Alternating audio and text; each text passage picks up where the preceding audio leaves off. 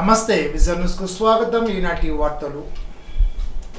ప్రజల నుండి ఫిర్యాదులు స్వీకరించి వాటిని పరిష్కరించే ప్రజా ఫిర్యాదుల పరిష్కార వ్యవస్థ జూన్ 2 సోమవారం జిల్లా స్థాయితో పాటు డివిజనల్, మండల, మున్సిపల్ స్థాయిలో నిర్వహిస్తున్నట్లు జిల్లా కలెక్టర్ సి నాగరాణి తెలిపారు. ప్రజా ఫిర్యాదుల పరిష్కార వేదిక అర్జీల స్వీకరణ కార్యక్రమం జిల్లా కేంద్రంతో పాటు మండల, డివిజనల్, మున్సిపల్ స్థాయిలో నిర్వహిస్తామని కలెక్టర్ అన్నారు. అర్జీదారులు ఈ విషయాన్ని గమనించి తమ ఫిర్యాదులను సమీపంలోని మండల కార్యాలయాలు, డివిజన్ కార్యాలయాలు, మున్సిపల్ కార్యాలయాల్లో సమర్పించుకోవచ్చునని తెలిపారు. ప్రజలకు సంక్షేమ పథకాలను అందించడమే కూటమి ప్రభుత్వ లక్ష్యమని రాష్ట్ర public accounts committee chairman MLA Pulipati Ramanjaneyulu అన్నారు. కూటమి ప్రభుత్వం రేషన్ నిత్యావసర సరుకులను రేషన్ షాపుల ద్వారా అందించే కార్యక్రమాన్ని ఆదివారం భీమవరం మెంటేవారి తోటల్లోని రేషన్ షాప్లో ఎమ్మెల్యే అంజిబాబు, ఆర్డీఓ ప్రవీణ్ కుమార్ రెడ్డి ప్రారంభించారు. ఈ సందర్భంగా ఎమ్మెల్యే అంజిబాబు మాట్లాడుతూ ప్రతి నెల 1వ తేదీ నుండి 15వ తేదీ వరకు ఉదయం 8 గంటల నుండి మధ్యాహ్నం 12 గంటల వరకు, సాయంత్రం 4 నుంచి 8 గంటల వరకు రేషన్ దుకాణాల్లో సరుకులు తీసుకోవచ్చునని అన్నారు.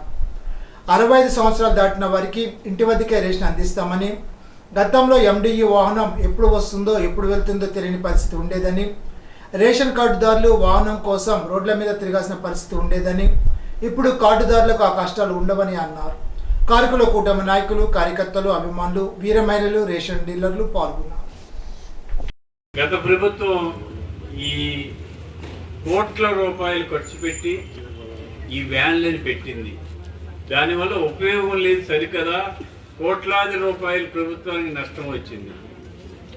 ఇప్పుడే తీసేయటం వలన కోట్లాది రూపాయలు ప్రభుత్వానికి లాభం వస్తుంది. ప్రభుత్వం బాగుంటేనే మనకి పనులు అవుతాయి. ప్రభుత్వం బాగుండాలి. ప్రభుత్వం ఆర్థికంగా నిలబడితే సంక్షేమ కార్యక్రమాలు చేయడానికి అవకాశం ఉంటుంది. దానికోసం ఈ ప్రభుత్వాన్ని మీరు బలపరచండి. మీకు కావలసిన అన్ని కార్యక్రమాలు కూడా చేయటం జరుగుతుంది. దీంట్లో చాలామంది ఎదురు చూస్తున్నారు, ఇటుకో ఇల్లు మాకు ఇవ్వలేదు అని. దానికోసం మీరందరూ అడుగుతున్నారు. దానికి ఉన్న సమస్య ఏంటంటే అమ్మా, 2014-19లో మేము ఇల్లు కట్టాం, 80% పూర్తి చేశాం. 19లో ప్రభుత్వం పడిపోయింది, వైఎస్ఆర్ ప్రభుత్వం వచ్చింది. 19 నుంచి 24 వరకు ఒక్క పైసా పనిచేయలేదు. దాంట్లో ఇళ్ళకి బాత్రూములు బిగించలేదు, నీళ్లు లేవు, కరెంట్ లేదు, ఏ సౌకర్యాలు చేయకుండా అలా వదిలిపెట్టేశారు. ఇప్పుడు మళ్ళీ మన ప్రభుత్వం వచ్చింది.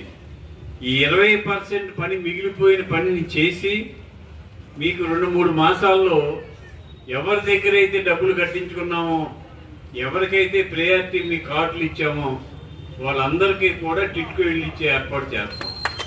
ఏదో ఒక టైంలో వచ్చి ఒక వీధిలో ఒక చెట్టు కింద ఆపి వ్యాను అది సైరన్ కూస్తే వచ్చి పట్టుకెళ్ళాలి. కానీ ఆ టైంలో మీరు ఉండరు, వేరే చోటకి వెళ్తారు. మళ్ళీ ఎవరిని అడగాలో తెలియదు. ఇది సిస్టమ్ ఫెయిల్ అయిందనే ఉద్దేశంతో మన రాష్ట్ర ప్రభుత్వం, మన ముఖ్యమంత్రి నారా చంద్రబాబు నాయుడు గారు, మన ఉప ముఖ్యమంత్రి కళ్యాణ్ గారు మంచి ఆలోచన చేసి రేషన్ డిపోల వద్దే మీకు సరుకులు ఇచ్చే ఏర్పాటు చేశారు. ఉదయం 8 గంటల నుంచి మధ్యాహ్నం 12 గంటల వరకు, సాయంత్రం 4 గంటల నుంచి రాత్రి 8 గంటల వరకు మీ రేషన్ డిపోల వద్ద ప్రతి నెల 1వ తారీఖు నుంచి 15వ తారీఖు వరకు కూడా ఇస్తారు. మీరు 15 రోజుల్లో ఏ రోజు వీలైతే ఆ రోజు, ఏ టైం వీలైతే ఆ టైంలో మీరు సరుకులు తెచ్చుకునే అవకాశం కల్పించారు. ఇది సరుకులు ఇచ్చే విషయంలో డీలర్ ఏదన్నా అవకతవకలు పాల్పడితే మీరు పై అధికారులకు తెలియజేసినట్లయితే వెంటనే వారి మీద చర్య తీసుకుంటాం. మీరు రాగానే సరుకు ఇవ్వాల్సిన బాధ్యత డీలర్ది. డీలర్ ఖచ్చితంగా మీరు వచ్చిన వెంటనే గౌరవంగా మీకు సరుకులు అందించే ఏర్పాటు చేయడం జరిగింది. దీనివలన మహిళలు ఎవరు కూడా ఇబ్బంది పడకోకుండా సరుకులు ఎప్పుడు కావాలంటే అప్పుడు తెచ్చుకునే అవకాశం కల్పించడం జరిగింది. జగన్ ప్రవేశపెట్టిన వాహనాల ద్వారా రేషన్ పంపిణీ విధానాన్ని రద్దు చేసి కూటమి ప్రభుత్వం రేషన్ షాపుల ద్వారా ప్రజలకు సరుకులు అందించే కార్యక్రమాన్ని ప్రారంభించడం పట్ల ప్రజలు హర్షాతిరేకాలు వ్యక్తం చేస్తున్నారని మండల తెలుగుదేశం అధ్యక్షులు ఆనల ఆదినారాయణరావు అన్నారు. 1వ తారీఖు నుండి 15వ తారీఖు వరకు ఉదయం సాయంత్రం రేషన్ షాపుల్లో రేషన్ ఇచ్చే సదుపాయం కల్పించడం తమకెంతో ఆనందంగా ఉందని, సమయానుకూలంగా వెళ్లి తెచ్చుకోవడానికి ఈ పద్ధతి వెసులుబాటుగా ఉంటుందని ప్రజల అభిప్రాయం వ్యక్తం చేస్తున్నారని తెలిపారు. చంద్రబాబు నాయుడికి, పవన్ కళ్యాణ్కు, మోడీకి, కూటమి ప్రభుత్వాలకి ప్రజలు ధన్యవాదాలు చెప్తూ ఇది మంచి ప్రభుత్వం, ప్రజలకు మంచి చేసే ప్రభుత్వమని కొనియాడుతున్నారని అన్నారు. అత్తిరిశివారు గోకులమ్మపేట నుండి బల్లిపాడు గ్రామం మధ్యలో గల కొండాలమ్మ అమ్మవారి జాతర మహోత్సవాలు ప్రారంభమయ్యాయి. ఈ సందర్భంగా అమ్మవారి ఊరేగింపు ఉత్సవాన్ని ఘనంగా నిర్వహించారు. కలశాలతో ఊరేగిన అనంతరం అమ్మవారికి అభిషేక కార్యక్రమాన్ని నిర్వహించారు. దాసరి శ్రీనివాస్ దంపతులు గ్రామస్తుల ఆధ్వర్యంలో పూజా కార్యక్రమాలు జరిగాయి. సోమవారం ఆలయ కమిటీ ఆధ్వర్యంలో భారీ అన్న సమారాధన కార్యక్రమాన్ని నిర్వహిస్తారు.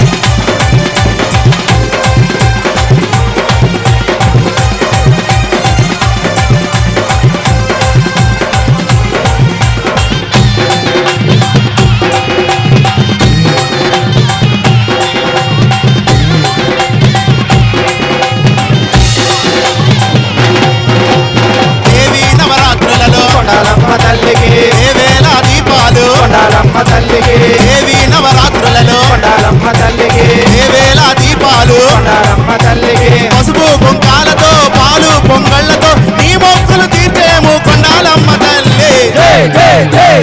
అమ్మ శ్రీ కొండాలమ్మవే మా తల్లి మమ్మేలు కల్పవల్లివే. అమ్మ శ్రీ కొండాలమ్మవే మా తల్లి మమ్మేలు కల్పవల్లివే. అమ్మ శ్రీ కొండాలమ్మవే మా తల్లి మమ్మేలు కల్పవల్లివే. అమ్మ శ్రీ కొండాలమ్మవే మా తల్లి మమ్మేలు కల్పవల్లివే.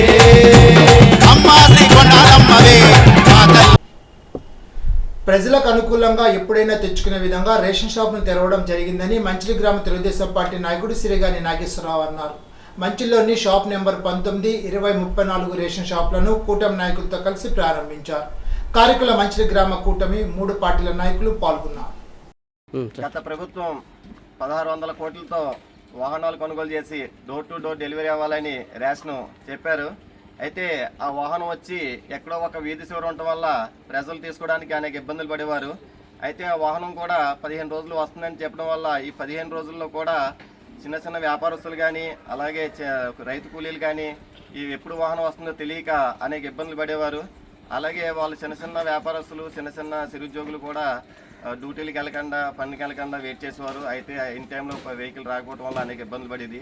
అదేవిధంగా బియ్యం కూడా అనేక అక్రమాలు జరిగి సిప్పుల్లో ఎలాగ అవిదో మనకు తెలుసు. దాన్ని అలాగా దుర్వినియోగం కాకుండా ప్రజలందరికీ అందుబాటులో ఉండాలని మన కూటమి ప్రభుత్వం చంద్రబాబు నాయుడు గారు, పవన్ కళ్యాణ్ గారు అలాగే బీజేపీ ప్రభుత్వం కూడా తీసుకుని ప్రతి నెల 1వ తారీఖు నుంచి 15వ తారీఖు వరకు మార్నింగ్ ఉదయం 8 గంటల నుంచి మధ్యాహ్నం 12 గంటల వరకు, ఈవినింగ్ 4 గంటల నుంచి 8 గంటల వరకు 1వ తారీఖు నుంచి 15వ తారీఖు వరకు అందుబాటులో ప్రజలందరూ కూడా వచ్చి బియ్యం సద్వినియోగం చేసుకోవాలి. అలాగే ఎవరైనా వికలాంగులు అలాగే బెడ్ని ఎవరైనా పట్టుంటే కనుక వారికి మాత్రం మన వాళ్ళు కొద్దిగా డోర్ డెలివరీ చేయాలి. ఈ విప్లవాత్మక నిర్ణయం తీసుకున్నందుకు మనకి మన ప్రభుత్వంలో మంచి నిర్ణయం. అత్తిలి మండలం బల్లిపాడులో చౌకధరల దుకాణంలో రేషన్ పంపిణీ ఘనంగా నిర్వహించారు. కార్యక్రమంలో కూటమి నాయకులు, ప్రజలు పెద్ద సంఖ్యలో పాల్గొన్నారు. అత్తిలి మండలం బల్లిపాడు ఆంజనేయ స్వామివారి విగ్రహం వద్ద ఆదివారం అఖండ అన్న సమారాధన జరిపారు. పరిసర గ్రామాల నుంచి వేలాది మంది భక్తులు హాజరై అన్న ప్రసాదాన్ని స్వీకరించారు. హైదరాబాద్ భాగ్యనగరంలో జరిగిన ప్రపంచ సుందరి పోటీ నిర్వహణపై వావిలాల సరళాదేవి మాట్లాడారు. మే 7 నుండి 31 వరకు ప్రపంచ సుందరి పోటీ నిర్వహించారని తెలిపారు. అర్ధనగ్న ప్రదర్శనలతో మన సాంప్రదాయాన్ని పక్కన పెట్టి పోటీల్లో విజేతలకు కోట్ల రూపాయలు బహుమతిగా ఇచ్చే బదులుగా మన దేశంలో ఆర్థికంగా నిరక్షరాస్యతతో అనారోగ్య కారణాల వల్ల ఇలా ఎన్నో సమస్యలతో బాధపడేవారిని ఆదుకుంటే దేశానికి ఎంతో మేలు చేసిన వారు అవుతారని అన్నారు. వీర నారీమణులు అహల్యాబాయి, జిజియాబాయి, రాణి రుద్రమదేవి లాంటి తెలుగు వీర నారీమణులు జన్మించిన ఈ గడ్డపై అర్ధనగ్న ప్రదర్శనలతో అందాల పోటీ నిర్వహించిన మన సంస్కృతిని కించపరచడమేనని అన్నారు. మహిళలను అభివృద్ధి ఆదుకునేందుకు ప్రభుత్వాలు చర్యలు చేపట్టాలని కోరారు. యువతులు ఇలాంటి ప్రదర్శనల వలన పెడదారిన పడే అవకాశాలు ఎక్కువగా ఉన్నాయని ఆవేదన వ్యక్తం చేశారు. మాసబత్తుల నాగమణి, ఎస్ విజయలక్ష్మి, కె సుబ్బలక్ష్మి, మరియమ్మ తదితరులు పాల్గొన్నారు. భవన నిర్మాణ కార్మికుల సంక్షేమ బోర్డు ద్వారా గతంలో ఉన్న అన్ని పథకాలు పునఃప్రారంభించాలని సిఐటి జిల్లా కార్యదర్శి పివి ప్రతాప్ కూటమి ప్రభుత్వం డిమాండ్ చేశారు. ఆదివారం తణుకు అమరవీల భవనంలో సిఐటియు అనుబంధ ప్లంబర్స్ యూనియన్ సమావేశంలో ప్రతాప్ ముఖ్య అతిథిగా పాల్గొని మాట్లాడుతూ భవన నిర్మాణ కార్మికుల సంక్షేమ బోర్డు కోసం ఎన్నో ఏళ్లుగా సిఐటియు పోరాటం సాగించిందని అన్నారు. ఈ బోర్డు ద్వారా ప్రమాద బీమా, వివాహ ఆర్థిక సహాయం, శాశ్వత వైకల్యం, కార్మిక పిల్లలకు స్కాలర్షిప్లు, పనిముట్లు వంటివి అందేవని అన్నారు. గత వైఎస్ఆర్సీపీ ప్రభుత్వం సంక్షేమ బోర్డు ద్వారా అందుతున్న పథకాలు నిలిపివేసిందని అన్నారు. గతం నుండి కార్మికులు రావాల్సిన పెండింగ్ బకాయిలు ఇవ్వలేదని ఆవేదన వ్యక్తం చేశారు. ఈ సమస్యలు పరిష్కారం చేయాలని జూలై 9న దేశవ్యాప్తంగా సమ్మె చేపడుతున్నామని ప్రతాప్ తెలిపారు.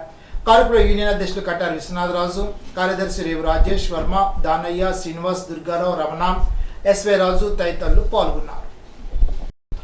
భవన నిర్మాణ కార్మికుల కూటమి తరపున ఎన్నికల మేనిఫెస్టోలో ఇచ్చిన హామీని అమలు చేసి తన చిత్తశుద్ధి నిరూపించుకోవాలని వేల్పూర్ బిల్డింగ్ వర్కర్స్ యూనియన్ గౌరవాధ్యక్షులు బల్లచిన వీరభద్రరావు ప్రభుత్వం డిమాండ్ చేశారు. వేల్పూరు బిల్డింగ్ వర్కర్స్ యూనియన్ సమావేశం అధ్యక్షులు ఎర్ర మల్లికార్జున అధ్యక్షతన పార్వతీదేవి ఆలయ ప్రాంగణంలో జరిగింది. సమావేశంలో వీరభద్రరావు మాట్లాడుతూ ఎర్ర జెండా ఆధ్వర్యంలో భవన నిర్మాణ కార్మికులు చేసిన పోరాటాల ఫలితంగా 1996లో భవన నిర్మాణ కార్మికుల సంక్షేమ చట్టాన్ని ఆనాటి కేంద్ర ప్రభుత్వం తీసుకొచ్చిందని వీరభద్రరావు గుర్తు చేశారు. ఇప్పటికైనా ప్రభుత్వం స్పందించి భవన నిర్మాణ కార్మికులకు ఎన్నికల సమయంలో ఇచ్చిన హామీని తక్షణం అమలు చేయాలని డిమాండ్ చేశారు. కార్మికుల వాటాల నాగేశ్వరరావు, సొరపల్లి రామకృష్ణ, తాళ సత్యనారాయణ, దున్నే నాగేశ్వరరావు, కర్రెల అర్జున్, వీరవల్లి వెంకన్న, ఆనందం గంగాధర్రావు, బొక్క బాలాజీరావు తదితరులు పాల్గొన్నారు. బల్లిపాడు విశ్వవిజ్ఞాన విద్యా ఆధ్యాత్మిక పీఠం గ్రామ సభ్యురాలు దారపరెడ్డి మహేశ్వరికి కిడ్నీ ఆపరేషన్ నిమిత్తం 70,750 రూపాయల చెక్కును విశ్వవిజ్ఞాన విద్యా ఆధ్యాత్మిక పీఠం అనుబంధ సంస్థ ఉమరలీషా రూరల్ డెవలప్మెంట్ ట్రస్ట్ ద్వారా ఆకువిడికి చెందిన డాక్టర్ దండు పద్మావతి ద్వారా అందజేశారు. ఈ సందర్భంగా పద్మావతి మాట్లాడుతూ పీఠాధిపతి డాక్టర్ ఉమరలీషా ప్రబోధాలకు ప్రేరణ పొంది అందరూ సామాజిక సేవా కార్యక్రమంలో పాల్గొనాలని కోరారు. కార్యక్రమంలో పీఠం కార్యకర్తలు పాల్గొన్నారు. ఉమరలీషా రూరల్ డెవలప్మెంట్ ట్రస్ట్ ఆధ్వర్యంలో బల్లిపాడు గ్రామాన్ని దత్తత తీసుకున్న డాక్టర్ దండు పద్మావతి సౌజన్యంతో ఇందిరమ్మ కాలనీలోని అంగన్వాడికి, హరిజనపేటలో అంగన్వాడికి, పాటిమీద అంగన్వాడికి ఐరన్ రాక్లు అందజేశారు. కార్యక్రమంలో పద్మావతితో పాటు పీఠం కార్యకర్తలు పాల్గొన్నారు. ప్రజా పంపిణీ వ్యవస్థను ఒక ఆదాయ వనరులుగా మార్చుకొని గత వైసీపీ ప్రభుత్వ హయాంలో వేల కోట్ల ప్రజాధనాన్ని కొల్లగొట్టారని తణుకు ఎమ్మెల్యే ఆర్మీ రాధాకృష్ణ విమర్శించారు. ఒక ప్రణాళికాబద్ధంగా రాష్ట్ర వ్యాప్తంగా ఎండియు వాహనాలు ప్రవేశపెట్టి వాటి ద్వారా అక్రమ రేషన్ బియ్యాన్ని తరలించేవారని ఆరోపించారు. రాష్ట్ర వ్యాప్తంగా రేషన్ డిపోల ద్వారా ప్రజా పంపిణీ వ్యవస్థను ప్రారంభించగా తణుకు నియోజకవర్గంలోని ఎమ్మెల్యే రాధాకృష్ణ రేషన్ డిపోల ద్వారా ప్రజా పంపిణీ వ్యవస్థను ప్రారంభించి మాట్లాడారు. రాష్ట్ర వ్యాప్తంగా ఒక నెట్వర్క్ ఏర్పాటు చేసుకుని రీసైక్లింగ్ చేసి కాకినాడ పోర్టు ద్వారా బియ్యాన్ని విదేశాలకు తరలించేవారని అన్నారు. వైఎస్ జగన్మోహన్ రెడ్డి కనుసన్నల్లో ప్రజా పంపిణీ వ్యవస్థను దోచుకున్నారని ఆరోపించారు. ప్రతి నెల 15 రోజుల పాటు నాటకంగా ప్రజలకు అందుబాటులో ఉండే విధంగా చర్యలు చేపట్టినట్లు తెలిపారు. ప్రజలకు వీలైన సమయంలో సులభతరంగా రేషన్ను తీసుకునే విధంగా ఎలాంటి అక్రమాలకు తావు లేకుండా పంపిణీ చేయడానికి ప్రణాళికలు సిద్ధం చేసినట్టు చెప్పారు. కార్యక్రమంలో Tanuku municipal commissioner T Ram Kumar, tahsildar Varma, కూటమి నాయకులు, కార్యకర్తలు పాల్గొన్నారు.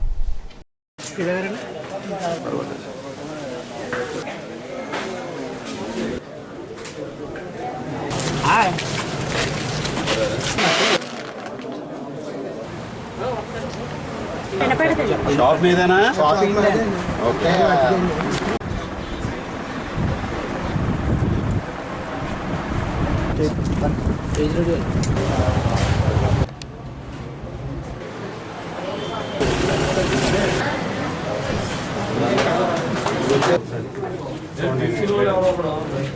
గత